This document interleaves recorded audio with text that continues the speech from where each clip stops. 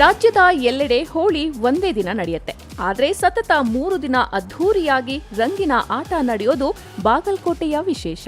ಅದರಲ್ಲೂ ಹೋಳಿ ಅಂಗವಾಗಿ ನಡೆಯುವ ಹಲಗೆ ವಾದನ ಸ್ಪರ್ಧೆಯ ಸದ್ದು ಜೋರಾಗೇ ಇರುತ್ತೆ.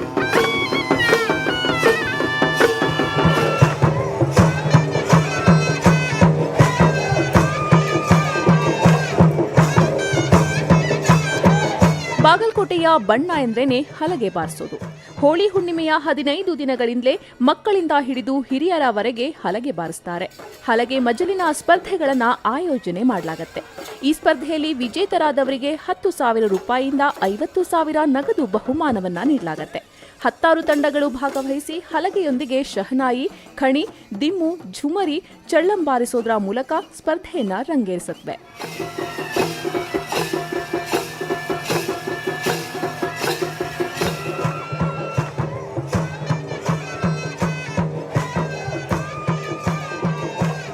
ಬೇರೆಡೆಗಳಂತೆ ಇಲ್ಲಿಯೂ ಕಾಮದಹನ ಮಾಡಲಾಗತ್ತೆ.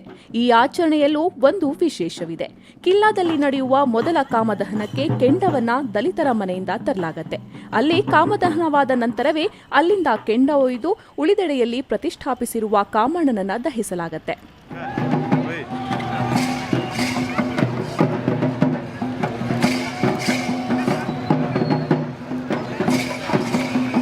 ನಂತರ ಹೋಲಿ ಅಂಗವಾಗಿ ಪರಸ್ಪರ ಬಣ್ಣ ಎರಚಾಡೋದು ಸಾಮಾನ್ಯ. ಇಲ್ಲಿಯೂ ರೈನ್ ಡ್ಯಾನ್ಸ್ ಸಹ ಇರುತ್ತೆ. ಯುವ ಜನರು ಕುಣಿದು ಕುಪ್ಪಳಿಸ್ತಾರೆ. ಆದರೆ ಇಲ್ಲಿ ಟ್ರ್ಯಾಕ್ಟರ್ಗಳಲ್ಲಿ ಬ್ಯಾರೆಲ್ಗಳಲ್ಲಿ ಬಣ್ಣವನ್ನ ತುಂಬಿಕೊಂಡು ಬರಲಾಗತ್ತೆ. ಎದುರು ಬದುರಾಗುವ ಟ್ರ್ಯಾಕ್ಟರ್ಗಳಲ್ಲಿರುವ ಯುವಕರು ಪರಸ್ಪರ ಬಣ್ಣ ಎರಚಿ ಸಂಭ್ರಮಿಸ್ತಾರೆ.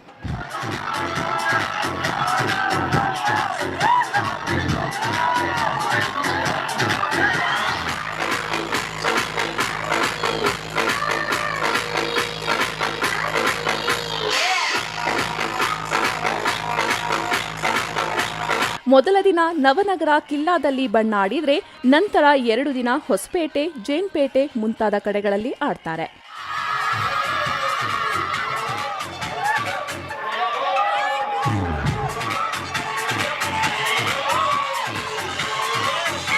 ನಂತರ ಬಾಗಲಕೋಟೆಯ ಪ್ರಮುಖ ಬಡಾವಣೆಗಳಲ್ಲಿ, ಹೋಟೆಲ್ಗಳಲ್ಲಿ, ಪ್ರಮುಖ ವೃತ್ತಗಳಲ್ಲಿ ಬಣ್ಣದ ಕುಳಿಯ ಸಂಭ್ರಮ ಹೆಚ್ಚಾಗತ್ತೆ. ಸಿನಿಮಾ ಹಾಡುಗಳಿಗೆ, ಸಂಗೀತಕ್ಕೆ ಹೆಜ್ಜೆ ಹಾಕ್ತಾ ಕುಣಿತಾ ಮಕ್ಕಳು ವೃದ್ಧರಾದಿಯಾಗಿ ಯುವಜನರೆಲ್ಲರೂ ಬಣ್ಣದ ನೀರಿನಲ್ಲಿ ಮಿಂದೇಳ್ತಾರೆ.